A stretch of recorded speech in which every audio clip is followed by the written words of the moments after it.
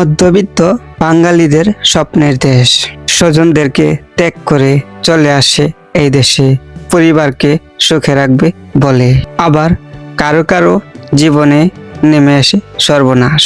শেষ নেই পরিবারের কষ্টের আর্তনাদ। বলছিলাম মালয়েশিয়ার কথা। আমি এখন দাঁড়িয়ে আছি মালয়েশিয়া কুয়ালালামপুর আন্তর্জাতিক বিমানবন্দরে। মালয়েশিয়া একটি আয়নাঘর আছে, সেটি হলো মালয়েশিয়া ইমিগ্রেশন আয়নাঘর। এখানে যত অবৈধ বৈধ যাত্রী আসে তাদেরকে যদি তারা সন্দেহ মনে করে ফেলে আটক।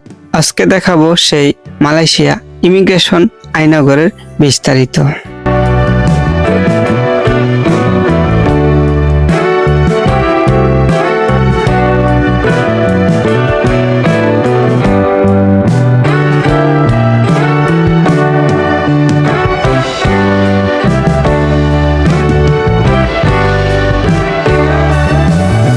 কুয়ালালামপুর আন্তর্জাতিক বিমানবন্দর। এটি মালয়েশিয়ার প্রধান আন্তর্জাতিক বিমানবন্দর এবং দক্ষিণ পূর্ব এশিয়ার মধ্যে একটি অন্যতম বিমানবন্দর। এটি কুয়ালালামপুর থেকে প্রায় ৪৫ কিলোমিটার দক্ষিণে অবস্থিত। বিমান যখন মাটিতে ল্যান্ড করে তখন KLIA টার্মিনাল 1-এ যাত্রীরা নামার পর ইমিগ্রেশন পরিদর্শন এড়াতে এবং কাউন্টার সেটিং সিন্ডিকেট সদস্যের সংকেতের অপেক্ষায় থাকে যাত্রীরা। তখন ইমিগ্রেশন বিভাগ কৌশলে আটক করে ফেলে যাত্রীদেরকে।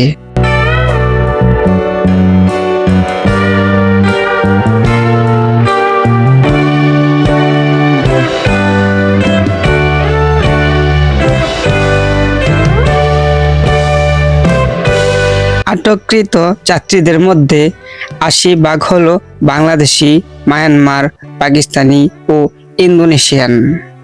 বাকি ২০% রয়েছে সিরিয়া, ইন্ডিয়া ও নেপালিয়ান। অবৈধভাবে সিন্ডিকেটের মাধ্যমে ইমিগ্রেশন কাউন্টারে প্রতিনিয়ত পাস হচ্ছে হাজারো যাত্রী। তার জন্য নানা সমস্যার সম্মুখীন দেখা দিচ্ছে কুয়ালালামপুর ইমিগ্রেশন বিভাগে।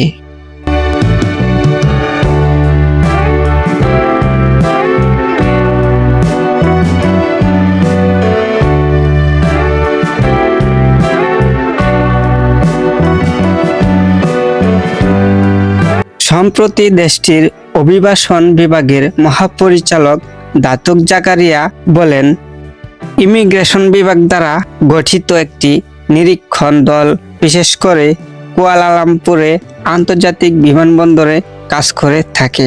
এই নিরীক্ষণ দলটির কাজ হলো সন্দেহজনিত যাত্রীদেরকে আটক করে সরাসরি দেশে পাঠানো।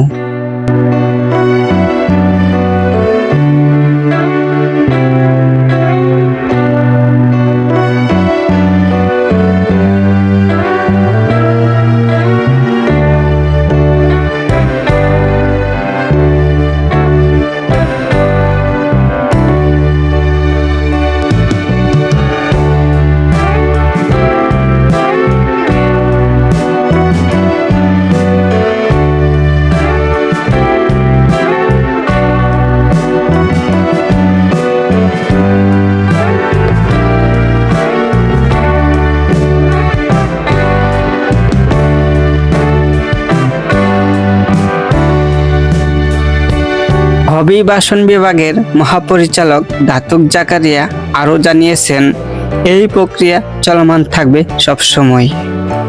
এয়ারপোর্টের ভেতর দীর্ঘক্ষণ ধরে ঘোরাফেরা করা এবং রেস্টুরেন্টে সময় কাটানো সকল যাত্রীকে করবে আটক।